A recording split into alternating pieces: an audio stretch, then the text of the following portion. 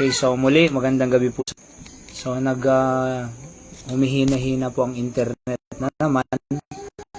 Ganun pa man, ay patuloy po tayo mag-aral ng salita ng Diyos. Okay, tayo po ay manalangin as we study the Word of God for our daily words of encouragement for tonight.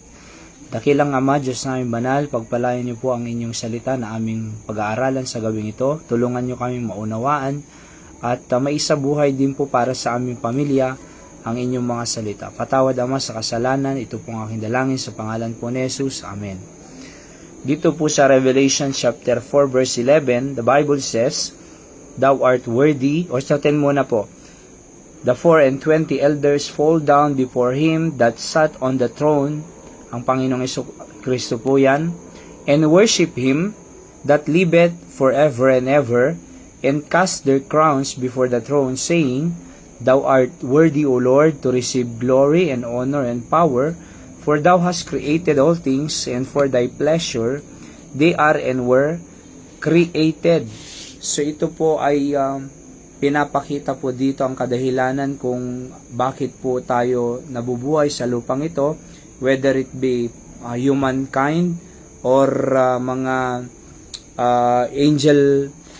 angels, ano ho, ang kanila pong ginagawa ay they are worshiping the Lord. Kaya nga po, sabi niya dito, ay sa langit po may 24 elders fall down before Him on the throne and worship Him.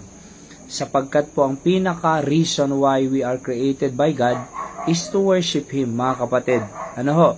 Sapagkat He is worthy, sabi dito Thou art worthy, O Lord, to receive glory and power and honor and power, for Thou hast created all things. So, create niya po all things. Alright? So, anumang klase yan na creation, hayop man yan, or tao man yan, angels man yan, is, the purpose of our creation is to give glory, honor, and power sa ating pong Panginoon. For Thy pleasure, sabi dito, they were and were created. Alright, so, for Thy pleasure, they are and were created. O, yan o. So, na-create po tayo para po sa pleasure ng ating Diyos. Para po sa ikakatuwa ng ating pong Panginoon, kapatid. Kaya nga hanapin po natin sa araw-araw na buhay po natin, paano natin mabibigyan ng pleasure ang Diyos. In other words, paano natin siya mapupuri, mapapasaya, sapagkat yan ang kadahilanan bakit po tayo create ng Diyos. Ano ho? To give glory and honor and power. Bakit? Kasi yung paglikha lang po sa atin ay talagang dapat lang purihin natin siya Kasi kung hindi niya tayo inilikha, wala po tayo sa lupang ito. 'Di ba? At hindi lang po tayo nilikha. Binigyan pa po tayo ng mga pangangailangan natin pang araw-araw. Kung maalala niyo yung pag-create kay Adan at Eva, hindi lang create ng Diyos sila na pinabayaan na lang doon sa Garden of Eden. Kundi binigyan pa po sila ng napakagandang lugar. Ano ho? Na Garden of Eden, 'di ba? And bago create ng Diyos ang tao, lumikha muna po siya ng bahay, ng lugar ng tao na kung saan nandun lahat ng pangangailangan niya. Hindi niya create ang tao tapos bahala na kayo sa buhay niyo. Create niya si Adan at Eva noong makreate ng Diyos ang pangangailangan ng tao. Ano yon? Garden of Eden. Fruits, pagkain nila. Mga animals na mga kasama nila at mga pagkain nila. At lahat po ng creation ng Panginoon. Tubig, mga pagkain, lugar, nandun lahat sa garden. At nung na-create ng Diyos ang pangangailangan ng tao, saka po siya lumikha ng tao. 'Di ba? So, nung na-create ang tao, nilagay sila sa Garden of Eden, nandun na lahat ng pangangailangan nila. Hindi po pinabayaan ng Diyos ang tao. Kaya nga po, ang Diyos ang nag-create ng tao, ang Diyos ang nagbigay ng pangangailangan ng tao, ang Diyos ang nagkaloob lahat, di ba? Because of that, dapat naman i-worship natin ang Panginoon. Katulad po ngayon, ang Diyos ang nagpapakain sa atin, nagbibigay ng lakas sa atin upang makapagtrabaho tayo. merong sweldo, merong maibili ng grocery, pagkain. Kaya tayo ay nabubuhay dahil sa Diyos. Kung wala ang Diyos, wala po tayo eh. Aanhin natin ang ating, paano tayo magtatrabaho kung walang lakas na ibibigay ang Diyos? Hindi po tayo makakapagtrabaho pag walang lakas na ibibigay ang Diyos. At paano naman tayo kikilos kung hindi na tayo bubuhayin ng Diyos, di ba? Oho. So kaya nga po sa Panginoon lahat eh. And because of that, binubuhay tayo ng Diyos, pinaprotektahan tayo ng Diyos, pinapakain tayo ng Diyos, iniingatan ng ating pamilya, karapat dapat naman talagang purihin siya. Kaya nga sabi dito for thou art worthy, O Lord, to receive glory and honor and power, for thou hast created all things, and for thy pleasure they are and were created.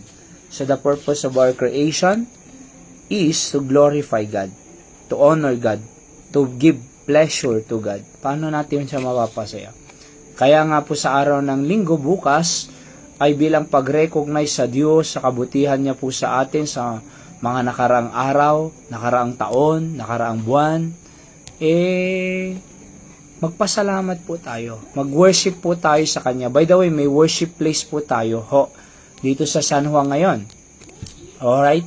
So, may worship place. There's a right place to worship the Lord. Hindi po sa bahay. Kasi agnan nyo po kung nasa worship place tayo, nakabihis tayo. Nakaupo tayo na maayos. Nakikinig ng salita ng Diyos.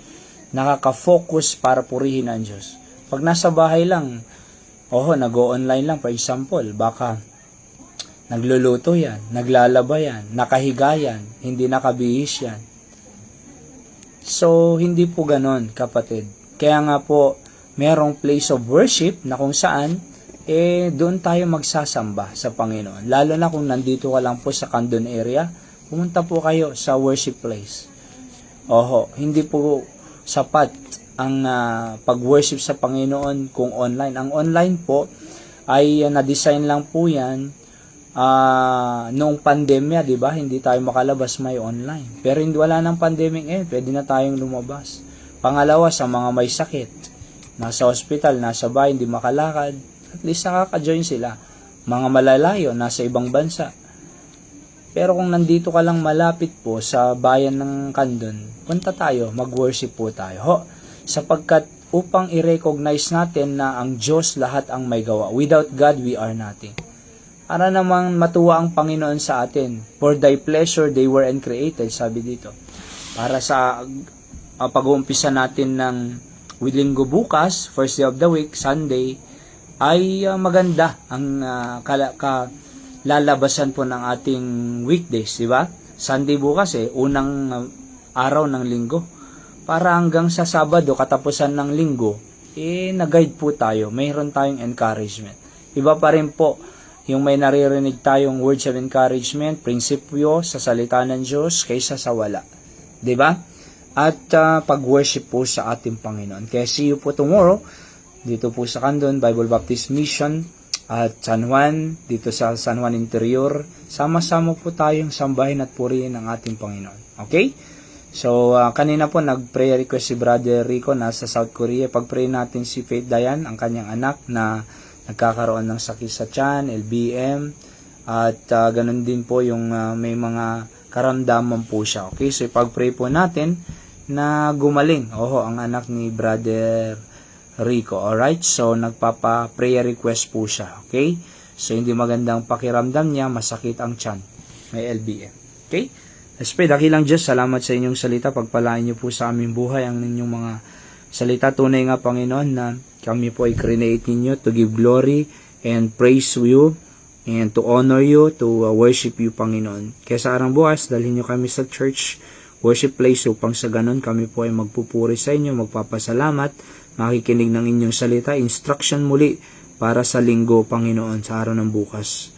And pagpalain niyo po si Faith na gumaling sa kanyang karamdaman, Faith Dayan, sa kanyang masamang pakiramdam at sakit sa tiyan, anuman po ang nakain niyo, anuman, ay ipagalingin niyo po siya at palakasin. Kayo po ang mangunat maitaas sa lahat, Panginoon. Diyan din po sa lahat ng nakikinig, sampu ng kanilang pamilya, Pagpalain niyo po ang mga pangangailangan nila, kalusugan nila, protektahan niyo po sila, at patuloy na lumago pa po sa pananampalataya sa inyo at maging matatag, malakas ang kanilang faith po sa inyo, O Diyos. Patawad naman sa kasalanan. Ito po ang aking dalangin sa pangalan po ng Panginoong Jesus. Amen. So muli, yan po ang ating daily words of encouragement. See you po on our next episode. See you tomorrow on Church Worship Service. At God bless you po. At sa lahat po ng nakikinig dito sa Candon, good evening sa Mangaldan, sa Ilocos Norte, Ilocos Sur, Asia at sa Amerika. God bless you po. Ang Panginoon na magpala sa bawat isa.